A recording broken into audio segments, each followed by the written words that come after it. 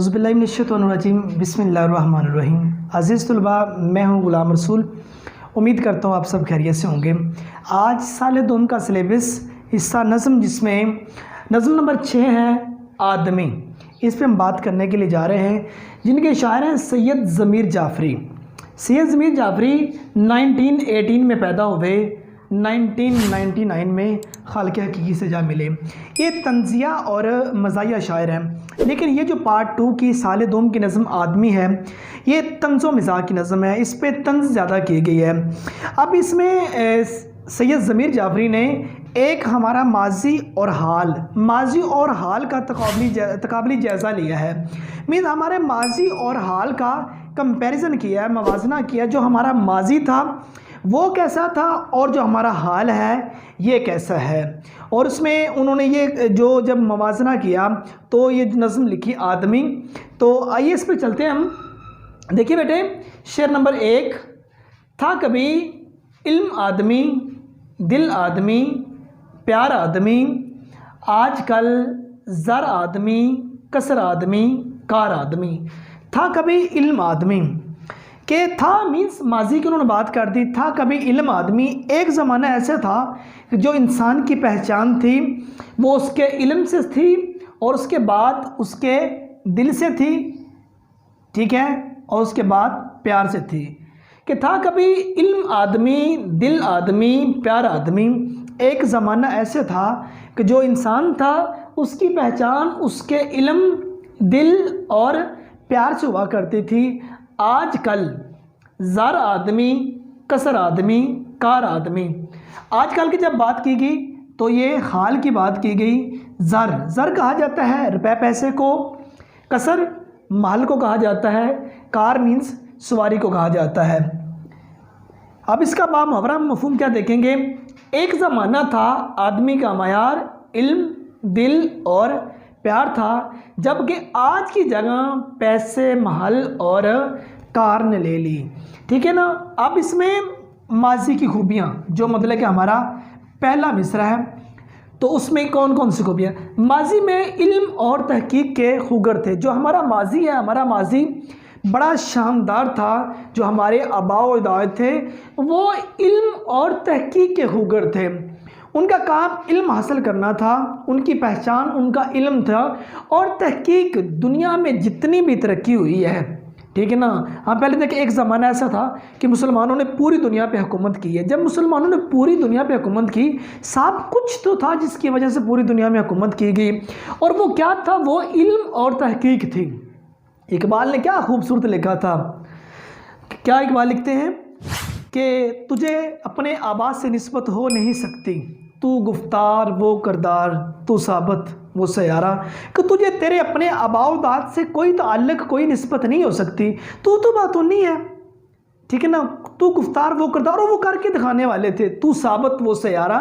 تو ایک جگہ پہ سٹل ہے، ایک جگہ پہ رکا ہوا ہے، ایک جگہ پہ جمع ہوا ہے، اور وہ گردش کرنے والے تھے۔ مینز وہ سب کچھ محنت کو سمجھتے تھے، وہ محنت کرتے تھے۔ القاسمی حبیب اللہ محنت سے کمانے والا اللہ تعالیٰ کا دوست ہے۔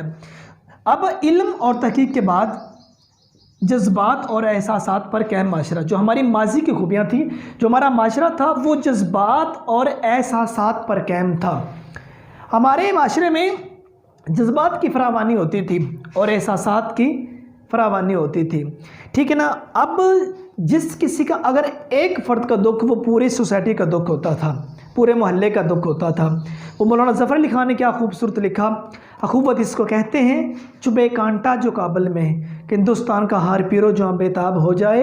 یہ اخوت تھی، یہ ہمارے آباء و اجداد کا جو پیشہ تھا، ہمارے آباء و اجداد کا یہ رویہ تھا۔ ہمارے آباء و اجداد اس طرح دوسروں کے ساتھ ٹریٹ کیا کرتے تھے کہ وہ جذبات اور احساسات پر قائم تھے۔ ان کے رشتے، ان کے تعلق، ان کی محبتیں، ان کا اٹھنا بیٹھنا، ان کا اوڑھنا بچھونا، وہ احساسات، جذبات اور احساسات پر تھا۔ اب تیسرے نمبر پہ معیار زندگی، نسل اور قومیت سے ماورا۔ جو ہماری ماضی کی خوبیاں ہیں، ہم ماضی کی خوبیوں میں دیکھیں، ہماری ماضی کی جو خوبیاں تھیں اس میں جو ہمارا معیار زندگی تھا وہ نسل، رنگ اور قومیت سے ماورا تھا۔ تب نہیں دیکھا جاتا تھا کہ اس شخص کا کس فیملی سے تعلق ہے، کس نسل سے تعلق ہے، ٹھیک ہے نا، اس کا رنگ کیسا، گورا ہے کہ کالا ہے، اس کی قوم کون سی ہے۔ آپ خطبہ حجۃ الوداع دیکھ لیں، پیارے آقا صلی اللہ علیہ وسلم آپ کا ارشاد پاک کیا ہے کہ آپ صلی اللہ علیہ وسلم ارشاد فرماتے ہیں کسی گورے کو کالے پر، کسی کالے کو گورے پر، کسی عربی کو اجمی پر، کسی اجمی کو عربی پر کوئی فوقیت حاصل نہیں، بڑائی کا معیار صرف اور صرف تقویٰ ہے۔ تو ہمارا مطلب جو معیار زندگی وہ نسل، رنگ اور قومیت سے ماورا تھا۔ وہاں اگر غلام بھی ہے نا، رنگ کا سیاہ بھی ہے، ان کو بھی سیدنا بلال حبشی کہہ کر پکارا گیا، اور مقام دیکھیں پھر کیسا دیا گیا، کہا بلال آج کعبے کی چھت پہ کھڑا ہو کے اذان دے دے، ٹھیک ہے۔ مقام دیکھیں کیسا دیا گیا کہ بلال مجھ سے پہلے تو جنت میں جائے گا۔ یا رسول اللہ ایسا کیسے ہو سکتا؟ فرمایا میں محمد جس اونٹنی پہ سوار ہوں گا بلال، اس کی مہار، اس کی لگام تیرے ہاتھ میں ہوگی، ٹھیک ہے۔ یہ ہماری ماضی کی خوبیاں تھیں۔ اب دیکھیں ہماری حال کی خامی ہے، جس دور میں ہم زندگی گزار رہی ہے، ہماری خامی کیا ہے؟ دنیا داری کا فتنہ، ہم دنیا داری میں پڑ گئے ہیں۔ ہماری مثال وہ ہے کہ نہ خدا ملا نہ وصال صنم، نہ ادھر کے رہے نہ ادھر کے۔ اب دنیا داری کا جو فتنہ، ہم دنیا داری میں پڑ گئے، ہمیں یہ ساری چیزیں بھول گئیں، ہم نے علم، دل اور پیار پہ کام کرنا چھوڑ دیا۔ آج ہم دنیا داری کے فتنے میں ہم کہتے ہیں سب کچھ زر ہے، مینز پیسہ ہے، محل ہے یا کار ہے، تو ہم دنیا داری کے فتنے میں پڑے۔ ہم نے معیار دولت، ہم نے آج کل انسان کی اصل حیثیت جو ہے اس کا معیار دولت سمجھ لیا ہے۔ آج کل ہم عمارت کو ترجیح دینے لگے ہیں۔ آج کل ہم نے دیکھا جس کی جتنی بڑی بلڈنگ ہوگی وہ بندہ اتنا زیادہ ٹھاٹ باٹ والا میں نظر آنا شروع ہو جائے گا، اور اس کے بعد سواری پہ۔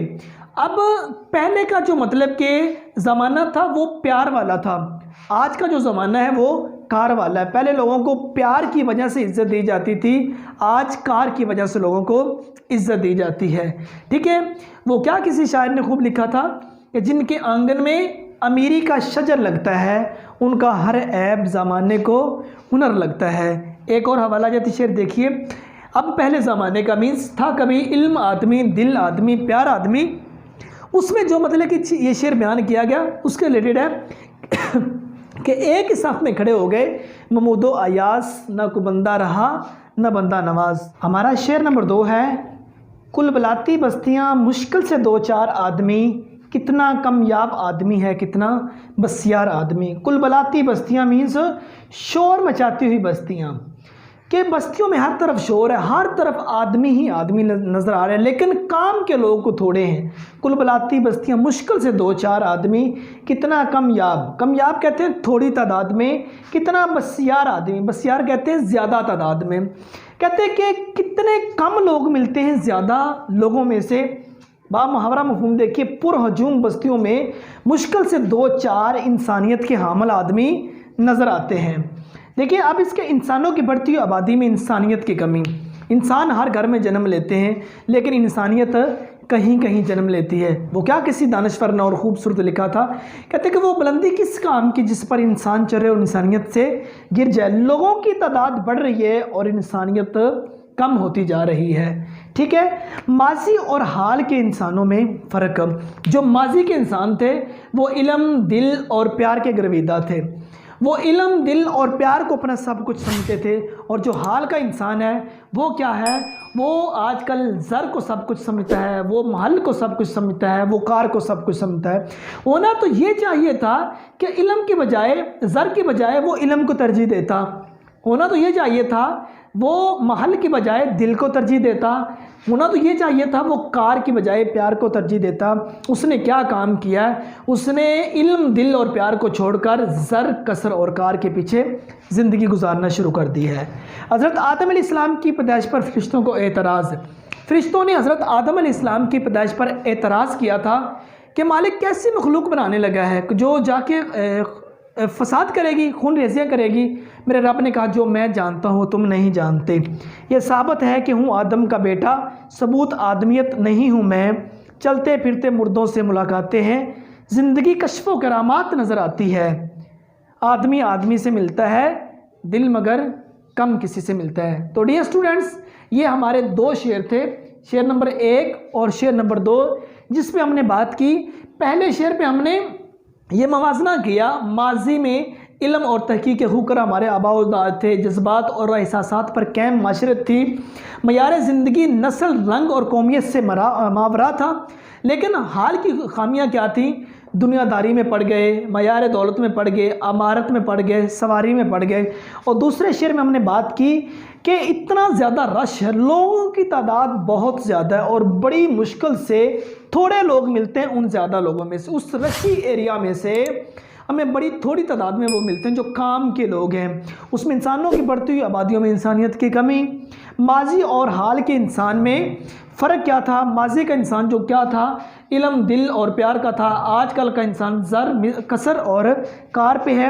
حضرت آدم علیہ السلام کی پیدائش کی بات کی گئی۔ حضرت آدم علیہ السلام کی پیدائش پر فرشتوں نے اعتراض کیا کہ یہ ایسی مخلوق خون ریزیاں کرے گی۔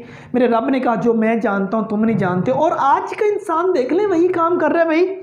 اللہ تعالیٰ نے انسان کو کیا بنایا اور انسان کیا بن گیا ہے؟ اللہ نے انسان کو خوبصورت بنایا ہے، ایک اچھے والا اللہ نے انسان کے ساتھ سودا کیا، انسان گھاٹے میں پڑ گیا ہے، ٹھیک ہے نا۔ اور باقی ہم نے اس کے حوالہ جاتی شعر یاد کیے۔ اب نیکسٹ لیکچر میں ملتے ہیں، تب تک اجازت دیجیے، فی امان اللہ۔